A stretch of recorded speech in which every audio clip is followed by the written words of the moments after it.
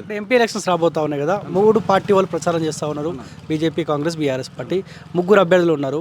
3 అభ్యర్థులలో ఎవరు గెలిస్తే బాగుంటుందని మీరు అనుకుంటా ఉన్నారు? అన్న చుట్టుముట్టు నల్లగొండ జిల్లా మొత్తము 7 మంది అసెంబ్లీ ఉన్నారన్న.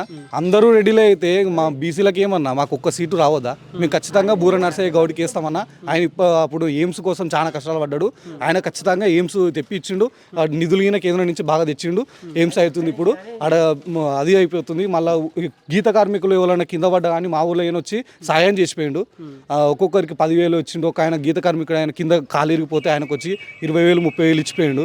ఆయన ఖచ్చితంగా గౌడ్ సంఘం నుంచి అయినా సరే, అందరు గౌడైనా కాదన్నా, ఖచ్చితంగా ఆయన మంచి వ్యక్తి. ఆయన మేము అందరం మా ఊర్లో పిల్లల కాడికి వెళ్ళి పెద్దల కాడికి వెళ్ళి అందరూ బూర నర్సయ్య గౌడ్కు కమలం పువ్వుకు వేసామన్న. ఇంకోటన్నా, దేశంలో మాత్రం బీజేపీ ఉండాలన్న, కాంగ్రెస్ రావద్దు. కాంగ్రెస్ వచ్చిందంటే ఇక బాంబు దాడులు చూసినాం మనం. ఈ 10 సంవత్సరాల క్రితం ఎన్ని బాంబుల దాడులు అయినాయి. మన హైదరాబాద్లో ఎన్ని